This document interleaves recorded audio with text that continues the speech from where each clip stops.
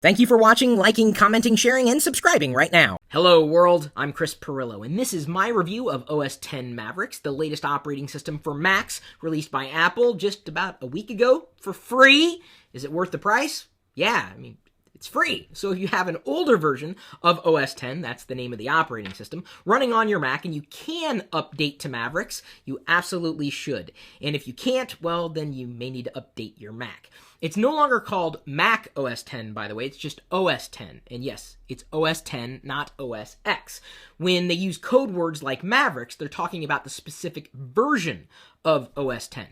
It is absolutely worth the upgrade. Even if Apple charged for it, it would still be worth the upgrade because I found a lot of the updates within Mavericks to absolutely be worth it, especially if you have a newer Mac. Now, we're not talking about iOS devices. That said, I'm going to be showing you what's new in OS X Mavericks on my iPad because it's easier to hold an iPad than it is an actual Mac, even if it happens to be a MacBook Air. First up, iBooks, which is a big deal if you happen to be a student or you buy books in the iBooks store. Maps now has a default app on the desktop, which is a bigger deal if you happen to use an iOS device and you're looking for a better way to synchronize maps and destinations between your classic Mac, or not to be confused with a Mac Classic, and an iOS device. Calendar got a visual refresh, which I appreciated. They're eliminating a lot of skeuomorphism, which is the word that's used to describe software that's meant to look like it's something else. You know how, like, the classic Notes app looked like you were, writing on a yellow legal pad? Well, they've kind of done their best to eliminate that in OS X. Haven't eliminated all of it, but I'll get to that in just a moment. Safari has also been updated with really interesting new features, including a way, once you've connected your Twitter account to OS X, it'll show you in a sidebar the list of links that the people you're following have tweeted. So if you follow me on Twitter, I would show up on your desktop, right there within Safari. It also gains some speed in certain areas, more so on Retina display MacBook Pros than other Macs that I've used, including my Mac Pro. And again, I'll get to that in just a second. They improved efficiency and performance in Safari, which is a big deal if you browse the web, and I'm assuming most of you do.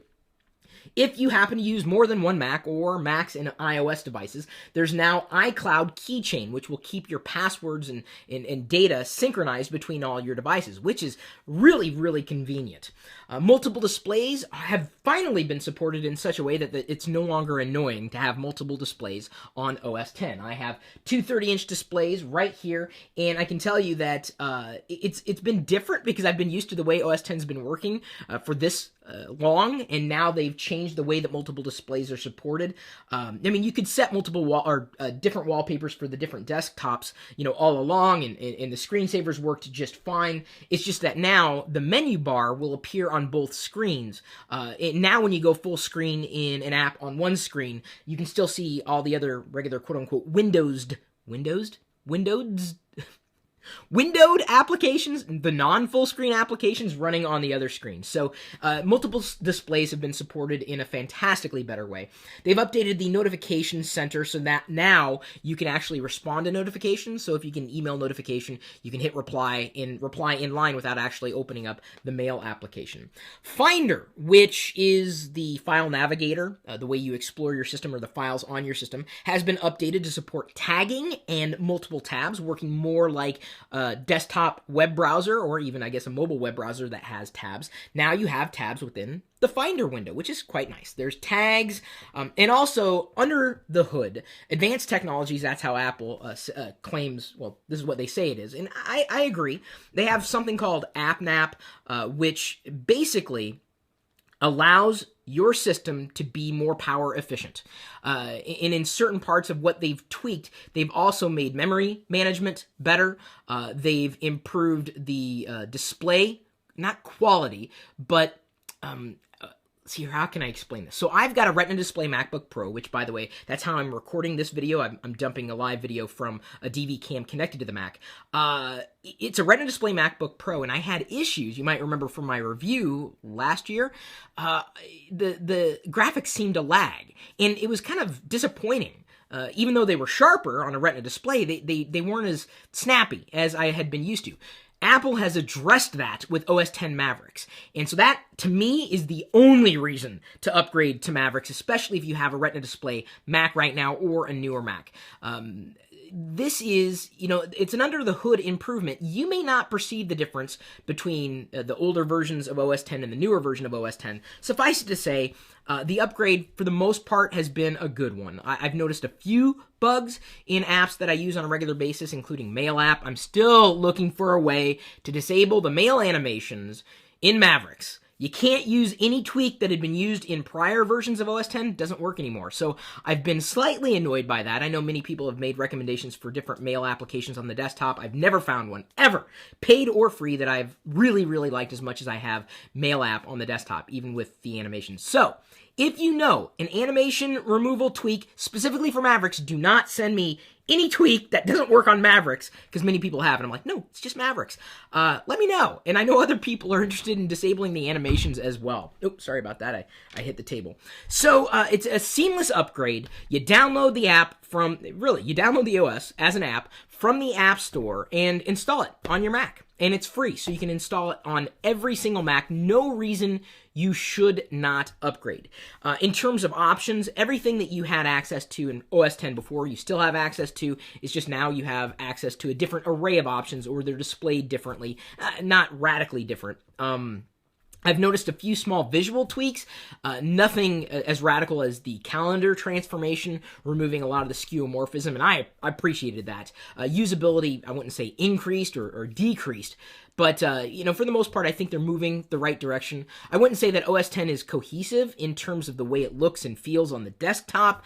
I don't know if they're going to change that as radically as they had with iOS 7, with that recent update for iOS devices, but I don't know if it necessarily needs it on the desktop. I do not see a point in time when OS 10 would look exactly like iOS 7, but that may happen at some point, distant point in the future. Remember, the modality and the usability of OS 10 on the desktop, or a classic keyboard, touchpad, trackpad interface, is not going to be the same as a completely touch-driven computer. So that's the reason iOS 7 works the way it does and looks the way it does, and OS 10 works the way it does and looks the way it does. And when you cross the two, you're talking about confusing usability paradigms, and I don't, well, let me put it this way. I don't see Apple going that direction, and I hope they never go that direction. That would be a catastrophic UX mistake. It would be a nightmare. In terms of speed, it did improve the newer Macs that I had in terms of older Macs. Like my Mac Pro, which I've had for a number of years, and I can't wait. I hope I can find a sponsor for the new Mac Pro. I wouldn't say it ran slower, but it didn't seem to run faster either. The speed improvements didn't seem to be as dramatic as they were for my Retina display MacBook Pro. So it could be that OS 10 is being optimized for more mobile computing, which is kind of the future of computing in general, like the MacBook Pros and the MacBook Airs. And so, yeah, great upgrade for that line of computers. But the older Mac Pro, I actually found Google Chrome running slower in terms of responsiveness on the Mac Pro compared to Google Chrome running faster, same build, on the Retina display MacBook Pro that I have. So it was interesting. I'm not exactly sure why, where, how. I wouldn't even know where to begin to measure it. Other than what I like to call rollbackedness. I didn't feel like after installing it and using it for a couple of weeks, because I've had access to the build for a little longer than most people, having access to a developer account with paying $100 a year for that, which most people, by the way, don't have to do. Mavericks is free. If you spend any money on Mavericks, you're getting ripped off because it's free. So I think that, I got into using it. There were some slight issues that I ran into, but nothing that made me feel like I need to roll back. I need to change. I don't want this. I can't recommend it. Absolutely not. No rolled backedness feeling in me. I just love making up these words. So yeah, I felt that upgrading to Mavericks, I did not want to look back. Now, in terms of looking forward, or the forward thinkingness of OS 10 Mavericks, I think that they've addressed a few issues that people have had for quite some time, including adding Finder or tabs to the Finder and tagging to the Finder.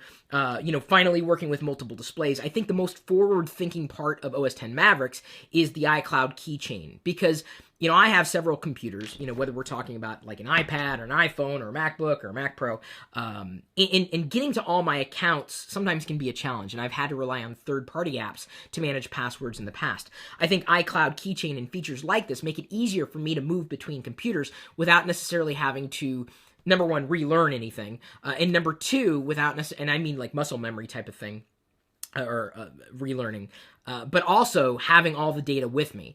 And that is very, very forward thinking. I think they could continue to roll down that path. Of course, in conjunction with the announcement of OS X Mavericks, they also announced releasing their iWork suite of office productivity apps for free, which, to tell you the truth, they've probably deserved to be free all along. I wouldn't necessarily say they were even worth money.